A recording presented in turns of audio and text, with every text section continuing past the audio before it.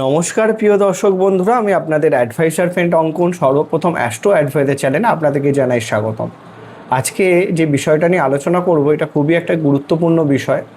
কম বেশি হয়তো যারা আমার ভিডিও দেখেন তারা প্রত্যেকেই জানেন যে জন্মকুষ্ঠিতে, জ্যোতিষশাস্ত্র মতে আমাদের জন্মকুষ্ঠিতে কোন গ্রহ কোন ঘরে নিচস্থ হয়, কিন্তু তাদের একটা নির্দিষ্ট ডিগ্রি আছে, সেই ডিগ্রি অবধি সেই গ্রহটা সেই ঘরে নিচস্থ হয়ে থাকে। তো অনেকেই দেখেছি আমি আপনাদেরকে ভয় দেখায়, বা আমরাও এটা ন্যাচারালি জানি যে আপনারা যখন জন্মছক দেখাতে যান যে কাউকেই, তো আপনাদেরকে খুব সহজেই বলে দেয় যে আপনার জন্মছকেতে এই গ্রহটা নিচস্থ আছে, অতএব এর জন্য সর্বোচ্চ নেগেটিভ ফলাফল পাবেন। কিন্তু খুবই গুরুত্বপূর্ণ একটি বিষয় যেটি হচ্ছে, প্রত্যেকটা গ্রহের একটা নির্দিষ্ট ডিগ্রি পর্যন্ত সেই গ্রহটা সেই ঘরেতে নিচস্থ থাকে, তারপরে কিন্তু সে স্বাভাবিক হয়ে যায়, পূর্ণরূপে নিচস্থ ফলাফল দিয়ে থাকে না। তো সেইটা তো আছে, আমরা অবশ্যই আলোচনা করব যে কোন গ্রহ কোন রাশিতে কত ডিগ্রি অবধি নিচস্থ থাকে, এবং সেই গ্রহটা নিচস্থ থাকলে কোন কোন দিক থেকে নেগেটিভ ফলাফল আপনাদের জন্মছক অনুযায়ী আপনাদেরকে দিতে পারে, সেই বিষয়টাও কিন্তু বিস্তারিতভাবে জানবো। তো ভিডিও শুরু করবার পূর্বে আপনাদের কাছে একটাই অনুরোধ, আপনাদের যাদের আমার ভিডিও ভালো লাগছে তারা অবশ্যই চ্যানেলটিকে সাবস্ক্রাইব করুন এবং ভিডিওতে লাইক দিয়ে আমাকে মোটিভেট করুন, যাতে আমি আরও নিত্য নতুন ভিডিও আনতে অনুপ্রেরিত হই। এবং যারা আমার সাথে যোগাযোগ করতে চাইছেন অবশ্যই স্ক্রিনে দেওয়া নাম্বারে হোয়াটসঅ্যাপ মেসেজের মাধ্যমে যোগাযোগ করতে পারেন। তো আসুন শুরু করা যাক।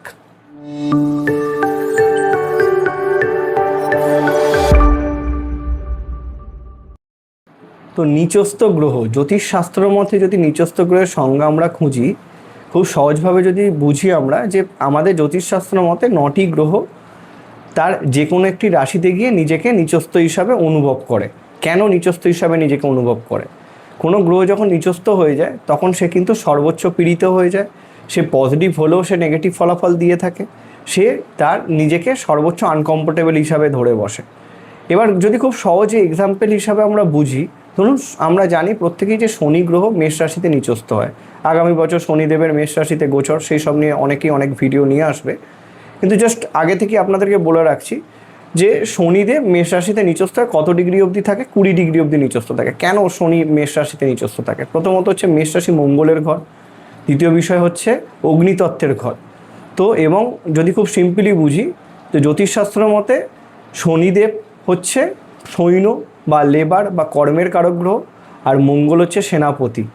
তাহলে যে কোনো সৈন্য, জাস্ট আমি এক্সাম্পল হিসাবে আপনাদেরকে বোঝানোর জন্য বলছি, সেনাপতির ঘরে গিয়ে তো নিজেকে আনকমফোর্টেবল ফিল করবেই, এটা খুব সহজ ব্যাপার।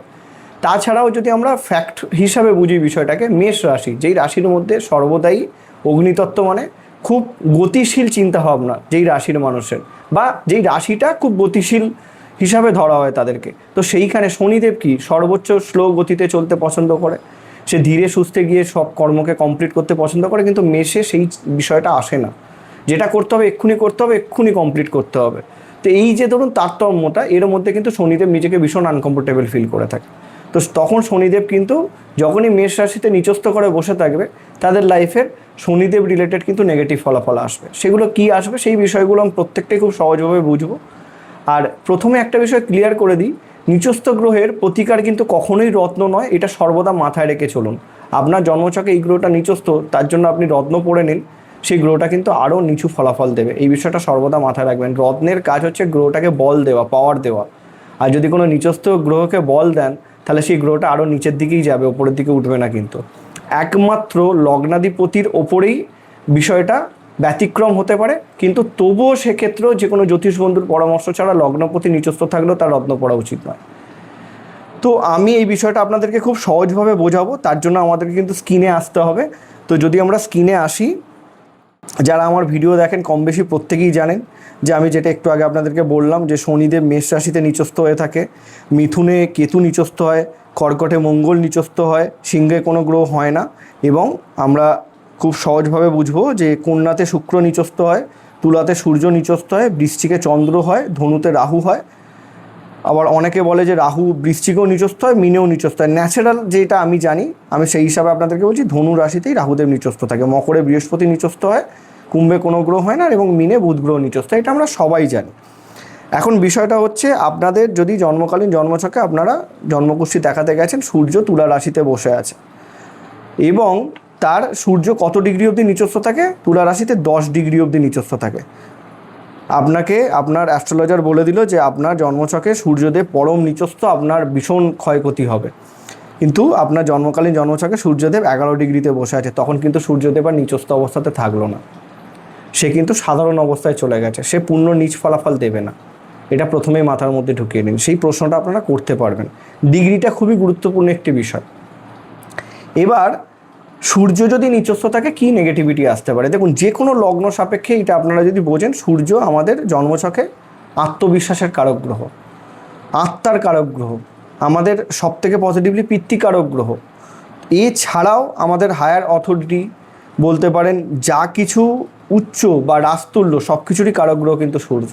নিজেকে যদি উঁচুতে নিয়ে যেতে হয়, উচ্চ চিন্তাভাবনা যদি আপনার থাকে, সূর্যকে আপনার জন্মছকে স্ট্রং থাকতে হবে। আমি ন্যাচারালি আপনাদেরকে বলে দিচ্ছি, সূর্য যদি আপনার জন্মকালীন জন্মছকে নিচস্থ হয়ে থাকে দুর্বল অবস্থাতে, সেই সকল মানুষ দেখবেন প্রশাসনকে ভীষণ ভয় পায়, কোনো কারণ নেই, সে কিন্তু কিছু করেনি, কিন্তু তবু তার আত্মবিশ্বাসের অভাবের জন্য সে কিন্তু প্রশাসনকে ভয় পায়। রাস্তায় বেরিয়েছে, গাড়ি চালাচ্ছে, তার সব কিছু ওকে আছে, পেপারপত্র সব কিছু ওকে আছে, সে হেলমেট পরেছে, তবুও সে পুলিশ দেখলে ভয় পেয়ে যাচ্ছে। এই বিষয়গুলো দেখবেন বেসিক্যালি যাদের জন্মছকে সূর্য নিচস্থ তাদের মধ্যে বেশি করে থাকায়। এবার এইটা আমি কখনো বলবো না যে সূর্য নিচস্থ মানে সেই মানুষটা সরকারি কর্ম পাবে না, সরকারি কর্মও করতে পারে সূর্য নিচস্থ মানুষ।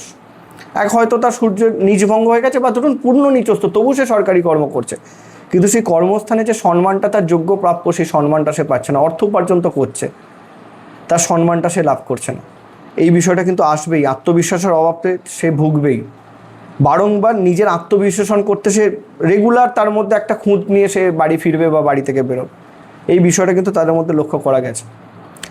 এবার এছাড়া আপনার যে কোনো লগ্ন যদি হয়, আপনি লগ্ন সাপেক্ষে দেখে নিন সূর্য কোন ঘরের অধিপতি। আমাদের প্রত্যেকটা ঘর নিয়ে আলাদা আলাদা করে ব্যাখ্যা দেওয়া আছে, প্রত্যেকটা ঘরের কারকত্ব নিয়ে ব্যাখ্যা দেওয়া আছে। তাহলে সূর্য যেই ঘরের অধিপতি হবে, সেই ঘর রিলেটেড নেগেটিভিটিও থাকবে, কারণ সেই ঘরে যদি শুভ গ্রহ না বসে থাকে। জাস্ট এক্সাম্পল, ধরুন মিথুন লগ্নতে যদি আপনার তুলা রাশিতে সূর্য 10 ডিগ্রির মধ্যে বসে নিচস্থ হয়, তাহলে সূর্য তৃতীয় ঘরের অধিপতি হয়। তার মানে আমাদের পরিশ্রম পরাক্রম, ছোটো ভাই বোন, আমাদের ঘোরাঘুরি ছোটোখাটো, আমাদের কমিউনিকেশন, আমাদের সোশ্যাল মিডিয়া, তাহলে এই প্রত্যেকটা জায়গাতে কিন্তু সমস্যা থাকবে, প্লাস আত্মবিশ্বাসের অভাব থাকবে। তার জীবনের মূল উদ্দেশ্যই থাকবে সম্মান লাভ, কিন্তু সেই সম্মানটা পেতেই তাকে জীবনে কাট করে পোড়াতে হবে, সংঘর্ষ করতে হবে। এবার এইটা দেখে নিন যে সূর্যের কোনো রকমভাবে নিজভঙ্গ হয়েছে কিনা। নিজভঙ্গের একাধিক সূত্র আছে। যদি যেই ঘরে যেই গ্রহটা নিচস্থ হয়, সেই ঘরের অধিপতির দৃষ্টি যদি পড়ে, তাহলে সেক্ষেত্রে নিজভঙ্গ হয়। সেই গ্রহটা যদি সাথে বসে যায়, মানে ধরুন সূর্য নিচ আছে, যদি শুক্র সাথে বসে যায়, বা শুক্রের যদি দৃষ্টি পড়ে, এখানে মেষ থেকে শুক্রের ওপর দৃষ্টি সূর্যের পড়তে পারে, বা সূর্য সাথে যদি কোনো রকমভাবে শুক্রের ক্ষেত্র বিনিময় যোগ হয়। ক্ষেত্র বিনিময় যোগ বলতে কি, ধরুন শুক্র নিজের যে কোনো, যদি এখানে সূর্য তুলাতে বসে আছে, শুক্র যদি নিজে ধরে নিন সিংহতে চলে আসে, তাহলে সেক্ষেত্রে সূর্য আর শুক্রের মধ্যে ক্ষেত্র ঘর বিনিময় হলো, সেক্ষেত্র নিজভঙ্গ যোগ কাটে। এবার এই ক্ষেত্র বিনিময় যোগের বিষয়টা একটু দেরিতে হয়। পরিষ্কার? এই বিষয়গুলো আপনাদেরকে বুঝতে হবে, তখন ভয় পেলে চলবে না, এই বিষয়গুলো খুঁজে বার করতে হবে। পরিষ্কার হয়েছে? এবার যদি আমরা দেখি, চন্দ্র বৃশ্চিক রাশির প্রথম 3 ডিগ্রি অবধি নিচস্থ থাকে, 3 ডিগ্রি অবধি সে কিন্তু নিচস্থ অবস্থাতে বসে থাকে বৃশ্চিক রাশি। তো চন্দ্র আমাদের জন্মকালীন জন্মছকে কিসের কারক? আমাদের মনের কারক, আমাদের মাতৃসুখের কারক, আমাদের সুখের কারক। যা কিছু আমাদের মন চায় সব কিছুর মধ্যে কিন্তু চন্দ্র ইনভলভ থাকে। তাহলে জন্মকালীন জন্মছকে চন্দ্র নিচস্থ থাকলে ওভার থিঙ্কিংয়ের সমস্যা মারাত্মক থাকে। দেখবেন এমনি ন্যাচারালি বৃশ্চিক রাশির মানুষদের মধ্যে ওভার থিঙ্কিংয়ের সমস্যা থাকে, নিচস্থ না থাকলেও থাকে।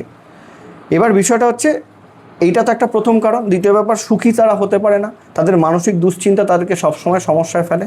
মাতৃসুখের ক্ষেত্রে বাধা, মায়ের সাথে ভুল বোঝাবুঝিগুলো বেশি করে হয়ে থাকে। প্লাস আপনার জন্মছকে চন্দ্র যেই ঘরের কারক, আমি সেম যেভাবে বোঝালাম সেইভাবে আপনাদেরকে বুঝতে হবে, চন্দ্র যেই ঘরের কারক, সেই ঘরের কারকত্বে সমস্যা আসবে, সেই ঘর রিলেটেড নেগেটিভ ইম্প্যাক্ট আসবে। এক্সাম্পল যদি সেমভাবে আমরা দিই, ধরে নিন আপনার এইখানে যদি মেষ লগ্ন আপনার হয়, মেষ লগ্ন সাপেক্ষে চতুর্থ ঘরের অধিপতি হয়ে চন্দ্র অষ্টমে নিচস্থ যদি হয়, প্রথমত হচ্ছে কোনো গ্রহ যদি ষষ্ঠ অষ্টম দ্বাদশে বসে থাকে, তাহলে তার নিজভঙ্গ হয়ে যায়। এটাও আরেকটা নিজভঙ্গের সূত্র, এটাও মাথায় রাখবেন। কিন্তু যেহেতু সে চতুর্থ ঘরের অধিপতি অষ্টমে নিচস্থ হচ্ছে, সেক্ষেত্রে তার নিজভঙ্গ হলেও চন্দ্র এখানে পীড়িত হয়ে গেল, কেন অষ্টমে চলে গেছে সুখের কারক গ্রহ।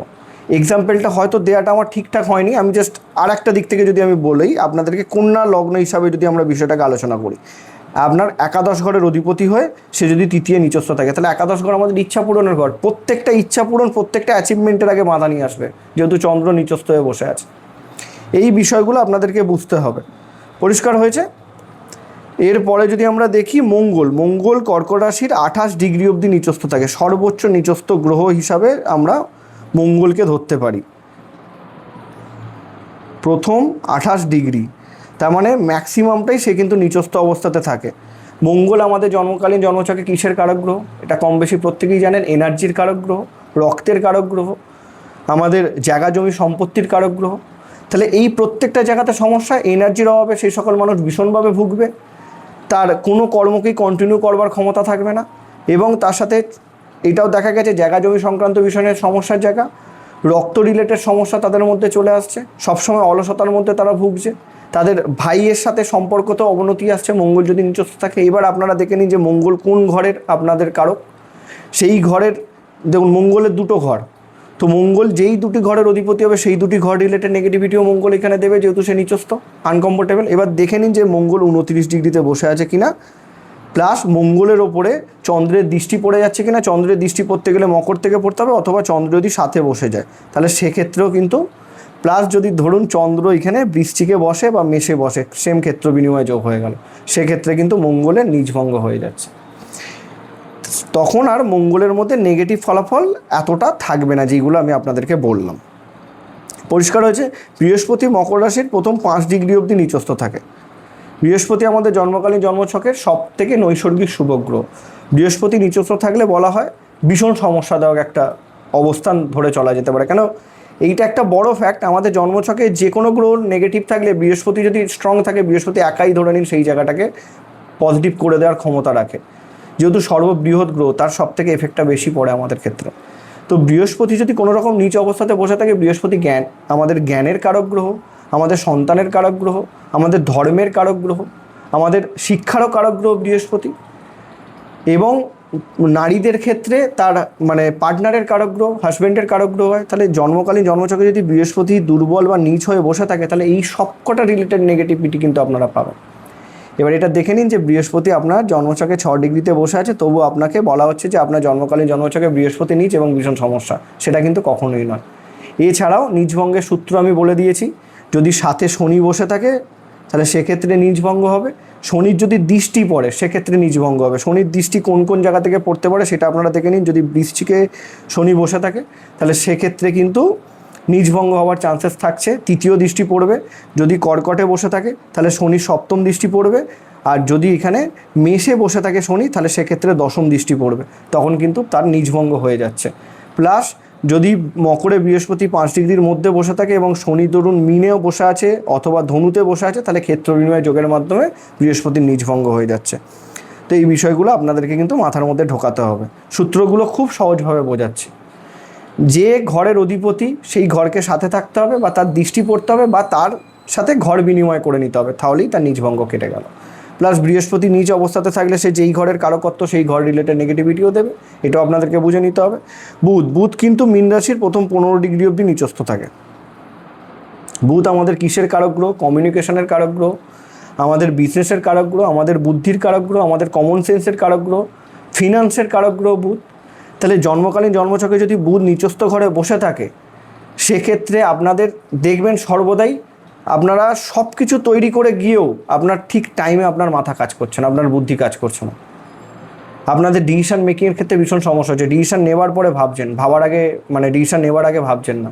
এই সমস্যাটা স্কিনের সমস্যা, অ্যালার্জির সমস্যা, এছাড়া ধরে নিন ফিনান্স রিলেটেড জায়গাতে সমস্যার জায়গা চলে আসবে। হিসাব রাখতে পছন্দ করবেন না, একদম হিসাব করতে পছন্দ করবেন না একদম। বুধ যদি পীড়িত অবস্থাতে বসে থাকে এই সমস্যাটাও থাকবে। এবার যেই ঘরে সে কারক সেই ঘর রিলেটেড নেগেটিভিটিও দেবে যদি বসে থাকে। এবার দেখুন আপনার মীন রাশিতে বুধ যদি 16 ডিগ্রিতে বসে থাকে, সে কিন্তু আর নিচ নয়, 15 ডিগ্রি অবধি সে কিন্তু নিচ, পরিষ্কার। এবং সেম বৃহস্পতি দৃষ্টি যদি পড়ে যায়, বৃহস্পতি দৃষ্টি কোন কোন জায়গা থেকে পড়তে পারে? কন্যা থেকে সপ্তম দৃষ্টি পড়তে পারে। এছাড়া যদি আমরা দেখি এখানে বৃশ্চিক থেকে তার পঞ্চম দৃষ্টি, যদি বৃহস্পতি এইখানে বসে থাকে পঞ্চম দৃষ্টি পড়তে পারে। এবং যদি আমরা দেখি বৃহস্পতি কর্কটে বসে থাকে তাহলে তার নবম দৃষ্টি পড়তে পারে। তাহলে এছাড়া যদি বৃহস্পতি কোনো রকমভাবে ধরুন মিথুনে বসে থাকে অথবা ধরে নিন কন্যায় বসে থাকে, তাহলে তো ক্ষেত্র বিনিময় যোগ প্লাস দৃষ্টি বিনিময় দুটোই হয়ে যাচ্ছে, প্লাস যদি মিনে বসে থাকে বৃহস্পতি, তাহলেও কিন্তু তাদের বুধের নিজভঙ্গ হয়ে যাচ্ছে। প্লাস 15 ডিগ্রির ওপরে থাকলেই বুধের কিন্তু নিজভঙ্গ হয়ে যাবে। এই বিষয়টা কিন্তু আপনাদেরকে মাথায় রাখতে হবে। পরিষ্কার হয়েছে বিষয়টা? এরপরে শুক্র কন্যা রাশি 27 ডিগ্রি অবধি নিচস্থ থাকে। সর্বোচ্চ সুখের কারক গ্রহ শুক্র, আমাদের ভোগ সুখ চাহিদা সব কিছুর কারক গ্রহ হয় শুক্র। দেখুন, হতে পারে বৃহস্পতি অর্থের কারক, কিন্তু সেই অর্থকে কাজে লাগিয়ে জীবনে ভোগ সুখ চাহিদা মেটানোর সবথেকে স্ট্রংগেস্ট গ্রহ হচ্ছে শুক্র। একটা যদি আপনার জন্মকালীন জন্মছকে শুক্র নিচস্থ অবস্থাতে বসে থাকে, 27 ডিগ্রির মধ্যে বসে থাকে, তার নিজভঙ্গ না হয়, তাহলে জাতক হলে মহিলা দ্বারা ক্ষতিগ্রস্ত, মহিলা থেকে সুখ সে কোনোদিনও পেল না। মহিলা হলে পুরুষ দ্বারা ক্ষতিগ্রস্ত, প্রতারিত, তার থেকে সুখ পেল না, তাদের মনই কেউ বুঝলো না। অর্থ আছে, সেই অর্থকে খরচ করবার ইচ্ছা চিন্তাভাবনা কোনোটাই তাদের মধ্যে থাকবে না। এরম ধরনের একটা নেগেটিভ ইম্প্যাক্ট কিন্তু শুক্র নিচস্থ হলে থাকবে। ভোগ সুখ চাহিদা প্রত্যেকটা জায়গাতে নিচস্থ, এবং শুক্র যদি নিচস্থ অবস্থাতে থাকে হরমোনাল প্রবলেমও কিন্তু শুক্র দিয়ে থাকে ভীষণভাবে। তাদের মধ্যে একটা তার মানে বলতে পারেন যতই লগ্নপতিকে দেখা দরকার, তবু তার মধ্যে একটা নিস্তেজতা ভাব থাকে, মানে উজ্জ্বলতা তাদের মধ্যে নেই, বাসনা নেই, কামনা নেই, সেই জায়গাটাও কিন্তু শুক্র নিচস্থ হলে থাকে। এবার বাসনা নেই, কামনা নেই কথাটা বলা সম্পূর্ণ ভুল, থাকে কিন্তু সেটা কখনোই তারা ব্যক্ত করতে পারে না। এইটা হচ্ছে আমার বলার বক্তব্য। মানে তারা ভয় পায় যে আমি ব্যক্ত করলে সেই জিনিসটা আমার সাথে হবে না, উল্টে সমস্যায় পড়বে। এটা নয় যে শুক্র দেখুন নিচস্থ আছে মানেই তারা সম্পর্ক করেনি, তাদের ক্ষেত্রে সম্পর্ক একাধিক হতে পারে, সুপ্ত বাসনা অবশ্যই থাকে তাদের ক্ষেত্রে, কিন্তু তারা বেশিরভাগ ক্ষেত্রে অসফল হয়ে থাকে। এইটা আমার বলার উদ্দেশ্য। এবার দেখে নিন শুক্রের নিজভঙ্গ হয়েছে কিনা। সাথে যদি বুধ বসে যায় সেক্ষেত্রে নিজভঙ্গ, বুধের যদি দৃষ্টি পড়ে যায় তাহলে সেক্ষেত্রে তো দুটো গ্রহেই নিচস্থ হয়ে যাবে, একমাত্র দৃষ্টির বিনিময় এই জায়গাটাই আসবে। আর যদি বুধ ধরে নিন তুলাতে বসে থাকে, সেক্ষেত্রে একটা বিষয় চলে আসবে, তুলার বা ধরুন বিষতেও যদি বুধ বসে থাকে, তাহলে সেক্ষেত্রেও কিন্তু বুধের সাথে শুক্রের ক্ষেত্র বিনিময় যোগের মাধ্যমে শুক্রের নিজভঙ্গ হয়ে যাবে। প্লাস যদি শুক্র 28 ডিগ্রিতে বসে থাকে, তাহলে সে কিন্তু আর নিচ থাকছে না। এই বিষয়টা আপনাদেরকে মাথায় রাখতে হবে। পরিষ্কার হয়েছে? এরপরে শনি মেষ রাশির 20 ডিগ্রি অবধি নিচস্থ থাকে, সেটা আমি প্রথমেই আপনাদেরকে বুঝিয়ে বলেছি। শনি নিচস্থ, শনি আমাদের ন্যাচারালি কর্মের কারক গ্রহ। শনি নিচস্থ মানে সব রকম দিক থেকে কর্মে বাধা। এটা আপনারা মিলিয়ে দেখবেন, শনি জন্মকালীন জন্মছকে নিচস্থ হয়ে থাকলে তাদের কর্ম যতটা তারা সাকসেস আশা করে সেই সাকসেসটা পায় না। সে যে কোনো লগ্ন রাশি হতে পারে। কর্মের মান বা তাদের কর্মের কোয়ালিটিটাও কিন্তু দুর্বল হয় বা নেগেটিভ হয়। তারা যে কোনো কর্মকে কন্টিনিউ টেনে নিয়ে যেতে পারে না। এইটাও কিন্তু একটা সমস্যা। দেখুন, কর্ম মানে এই নয় যে যেই কর্মটা করছি আমরা অর্থ উপার্জনের জন্য। শনি নিচস্থ, তার দেরি হবে সব কিছুতে, বাধা আসবে সব কিছুতে। তো এই জায়গাটা যদি আপনার সেম মেষ রাশির 21 ডিগ্রিতে যদি শনি বসে থাকে, তখন কিন্তু সে আর নিচ থাকবে না। এই বিষয়টা মাথায় রাখতে হবে।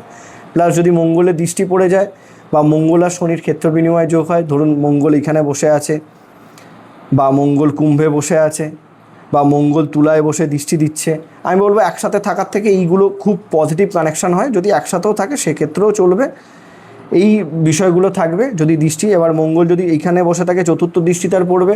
মঙ্গল যদি এখানে কন্যাতে বসে থাকে, তাহলে সেক্ষেত্রে মঙ্গলের অষ্টম দৃষ্টি শনিতে পড়বে, সেক্ষেত্রেও শনি নিজভঙ্গ হচ্ছে। কতগুলো সূত্র বললাম, কন্যাতে মঙ্গল বসে থাকলে শনি নিজভঙ্গ হবে, তুলাতে বসে থাকলে নিজভঙ্গ হবে, মকরে বসে থাকলে নিজভঙ্গ হবে, এগুলো দৃষ্টির মাধ্যমে। আবার ক্ষেত্র বিনিময়ের মাধ্যমে যদি মকরে মঙ্গল বসে থাকে বা কুম্ভে বসে থাকে সেক্ষেত্রেও নিজভঙ্গ হবে, আর যদি মেষে বসে থাকে সেক্ষেত্রেও নিজভঙ্গ হবে। তখন সেক্ষেত্রে সমস্যাগুলো সেইভাবে আপনাদেরকে ভোগাবে না। আর রাহু আর কেতুর ক্ষেত্রে যদি আমরা বিষয়টাকে বিবেচনা করি, রাহু কেতু দুজনেই কিন্তু 20 ডিগ্রি অবধি নিচস্থ থাকে। এখন দেখুন, রাহু কেতুর তো নিজস্ব কোনো ঘর নেই।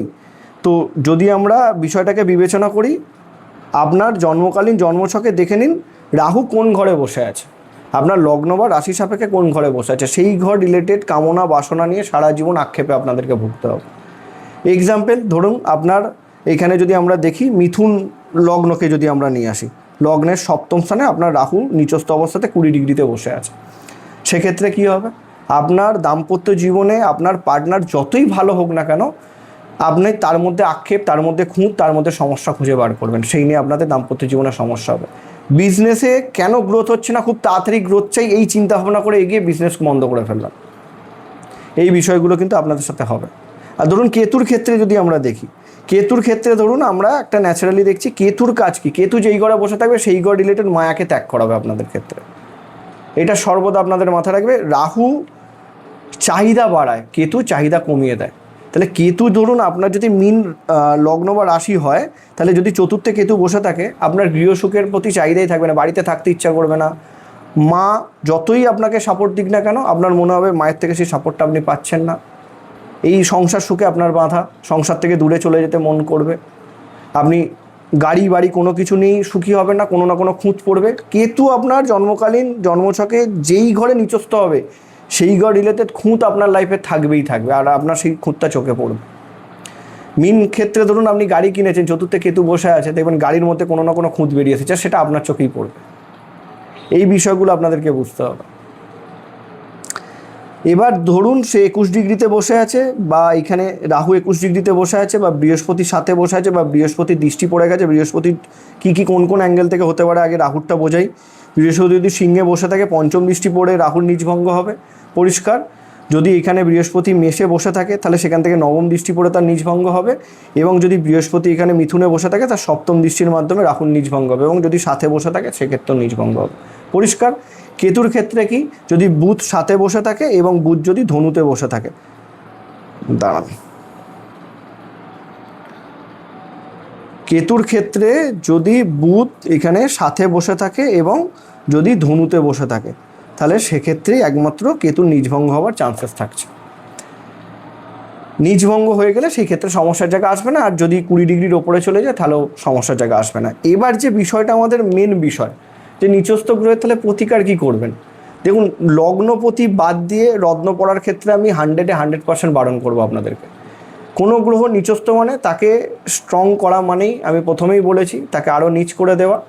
তো অতএব সর্বপ্রথম জন্মচক খুলে দেখুন, যে ডিগ্রিগুলো বললাম সেই গ্রহদের ডিগ্রির মধ্যে সেই গ্রহটা যদি নিচস্থ থাকে, অবশ্যই যদি সেই গ্রহটা দশা অন্তর্দশা চলে তাহলে সেই গ্রহটা সবথেকে বেশি অ্যাক্টিভেশন তখনই থাকবে, সেই গ্রহটা ভীষণভাবে ভোগাবে আপনাকে।